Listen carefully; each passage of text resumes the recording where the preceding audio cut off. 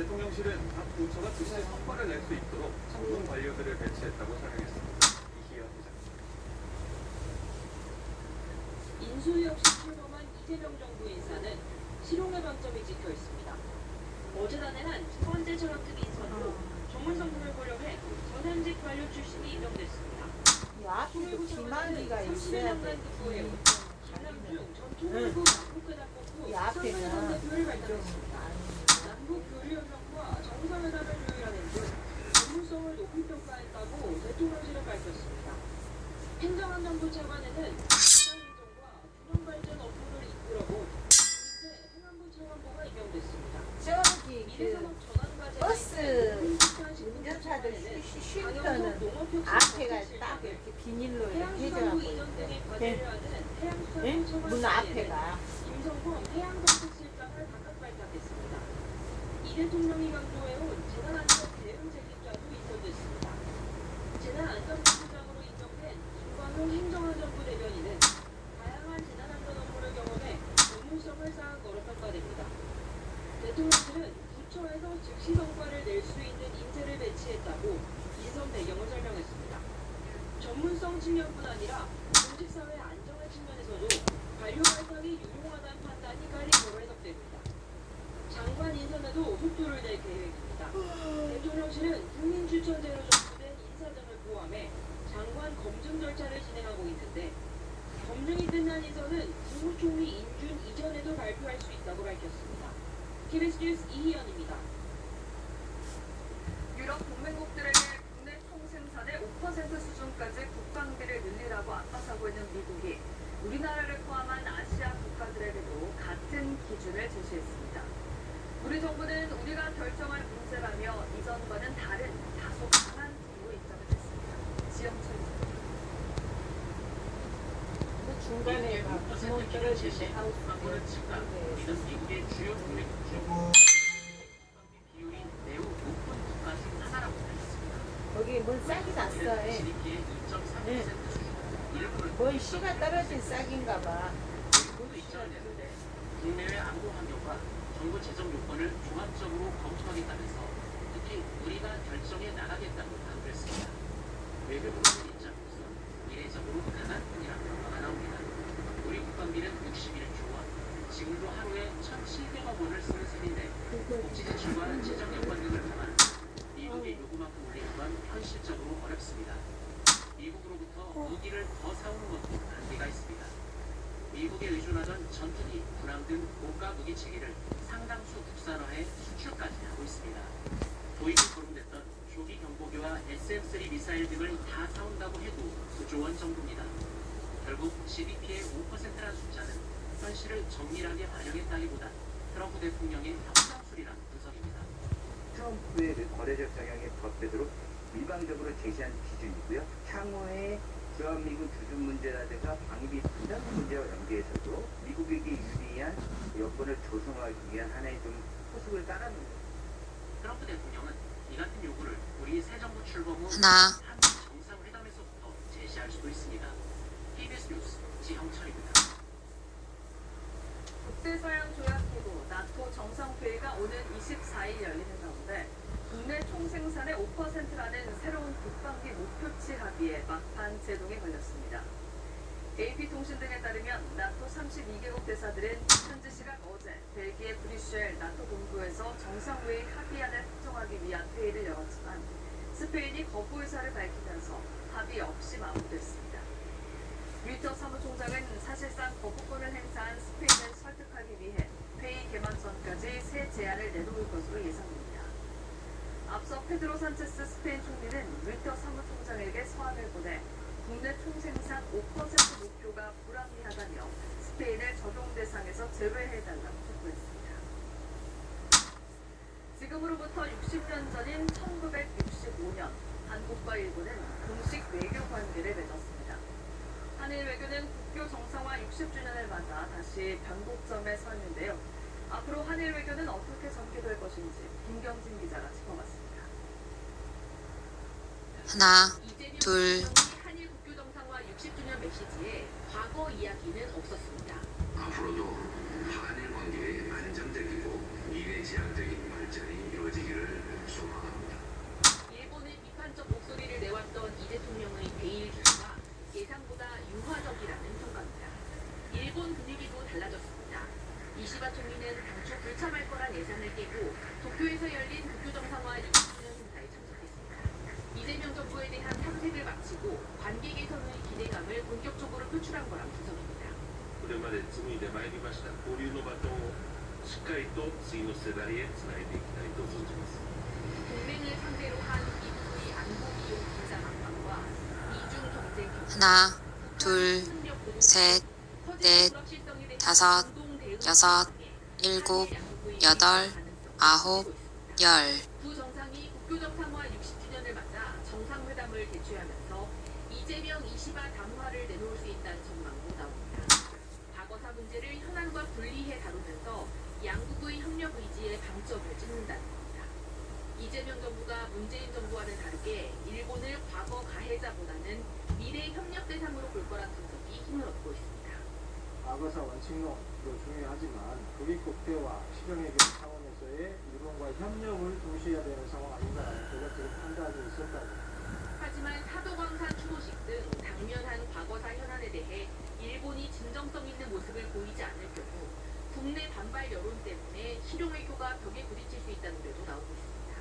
KBS 뉴스 김경진입니다. 하나, 둘, 중국 셋. 자동차 업체들이 한국 진출을 서두르고 있습니다.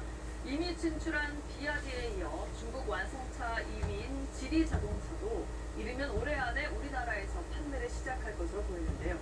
김효신 특파원이 지리자동차의 스마트 공장을 직접 찾아 한국 진출에 공을 들이는 이유를 알아봤습니다. 중국 지리자동차 본사에서 100km가량 떨어진 호저우시 지리자동차 창신 스마트 기지가 모습을 드러냅니다. 공장에는 로봇화를 포함해 자동화 기계 2천여 대가 바쁘게 움직일 뿐 사람은 유입자도 찾기 힘듭니다. 하나, 둘, 셋, 넷, 다섯, 여섯, 일곱, 여덟, 아홉, 열. 생산 자동화율을 90% 이상으로 끌어올릴 수 있었다고 회사 측은 설명합니다. 엔진과 반도체, 불이 나지 않는 배터리 같은 주요 부품도 자체 개발하고 있습니다.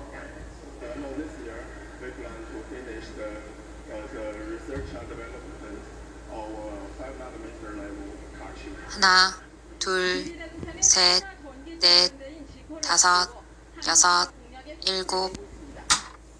중국 언론들은 지리자동차가 이르면 올해 연말 한국 시장에 상륙할 것으로 예상했습니다. 중국 내 과잉 생산이 우려되는 데다 미국과의 무역 전쟁을 피해 새로운 시장의 필요성이 더 커진 것으로 보입니다. Globalization direction, it cannot be stopped. Yeah, so the overcapacity, I don't think that there exists too much overcapacity. 중국 업체들은 지난해에만 전기차와 하이브리드 자동차 하나, 200만 둘, 대를 셋, 팔아치웠습니다. 넷, 다섯, 여섯, 일곱, 여덟, 아홉. 것으로 중국은 기대하고 있습니다. 중국 구저우에서 KBS 뉴스 김효신입니다. 6.25 전쟁이 끝난 뒤 나라를 지킨 영웅 17만 9천여 명에게 무공 훈장이 수여됐는데요. 70년이 지나도록 아직 2만 개 이상 주인을 찾지 못하고 있습니다. 송근섭 기자가 보도합니다. 빛나는 무공훈장이 70년 만에 주인이 묻힌 곳에 도착했습니다.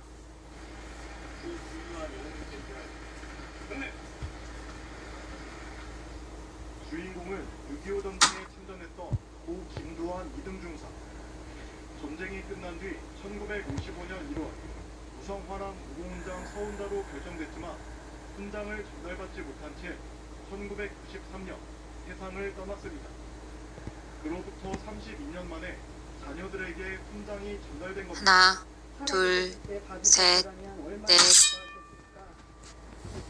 아쉬움이 많습니다.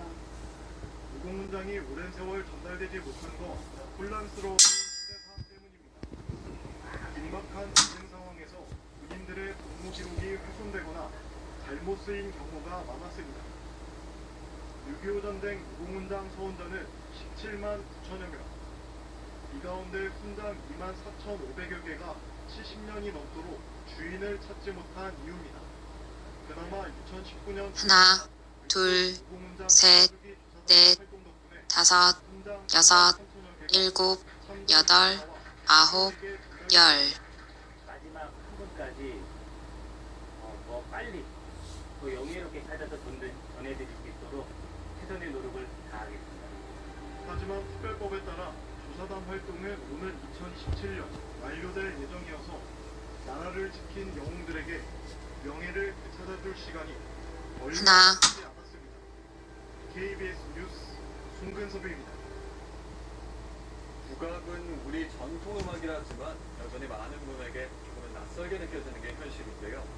6월 5일 새로이 제정한 국악의 날을 기점으로 우리 국악계가 대중에게 더 가까이 다가가기 위한 첫걸음을 내디뎠습니다.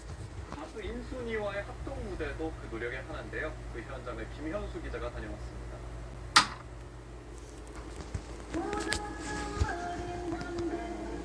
거북부와 재즈가 만난 즉흥 무대에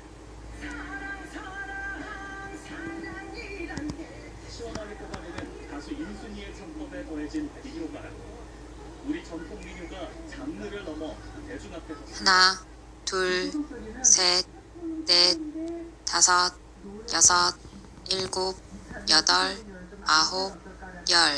여러 장르를 대표하는 200여 명과 함께 꾸민 무대. 목표는 조선시대 히트곡 역주행입니다. 요즘 가요만큼이나 사랑을 받던 우리 민요의 그 시절에 그때의 기억들 그것을 이번 무대에 한번 해줘보고 하나, 둘, 셋, 넷, 다섯, 여섯, 일곱, 여덟, 아홉, 열. 마지막 초읽기입니다. 소리 연기와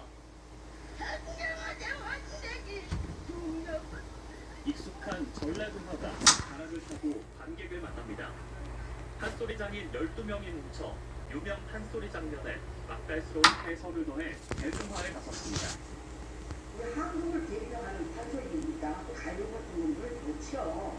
좋은데 우리도 좀 그런 식으로 좀 한번 해봤으면.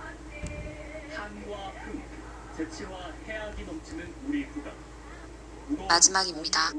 하나, 둘. KBS 뉴스 김현수입니다. 인천시가 아시아의 할리우드를 목표로 인천국제공항 주변에 복합 영상 문화단지를 만들기로 했습니다.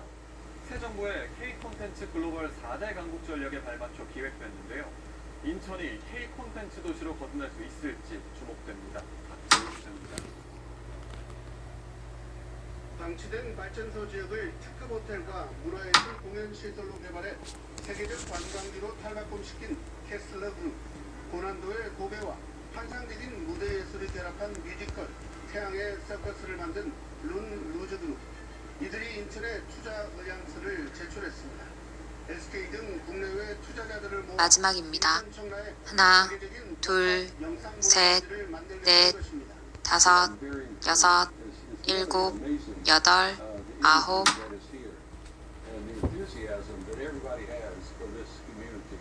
세계 최대 영상기술 제작사 D&G와 아마존 스튜디오 등 세계적인 미디어 제작사들도 인천을 찾았습니다. 이들이 투자할 곳은 영종과 청라 등 인천국제공항 경제권에 포함된 6곳.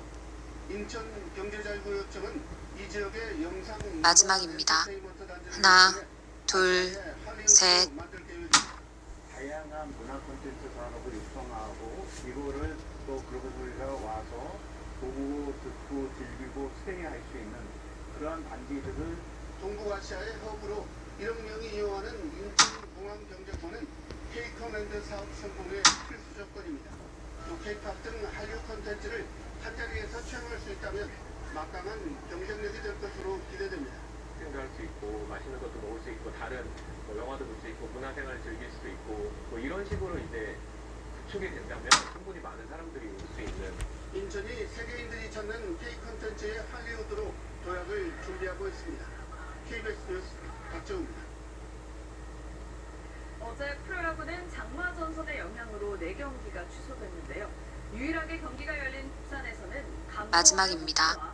하나, 둘, 셋, 넷, 다섯, 여섯, 일곱, 여덟. 삼성화가 한국 무대에 첫 선을 보였던 지난달 독특한 투구 루틴을 파악한 삼성은 기습적인 3중 도루를 성공시키며 감보아에게 혹독한 한국야구 데뷔전을 선사했습니다. 그리고 다시 만난 삼성을 상대로 감보아는 아찔했던 기억을 지워버리려는 듯 1회부터 강력한 공위로 압도했습니다. 하나, 둘, 셋, 넷, 다섯, 여섯, 일곱, 여덟, 아홉, 열.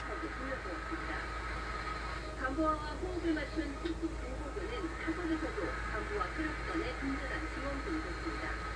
2회 투아웃 1, 2루 상황에서 정호근은 주자를 모두 불러들이는 2타점 적시타를 때려내며 감보아의 어깨를 가격했습니다. 이후 빗줄기가 굵어지며 스파이크에 하나, 둘, 셋, 넷, 다섯, 여섯, 일곱, 여덟, 아홉, 열.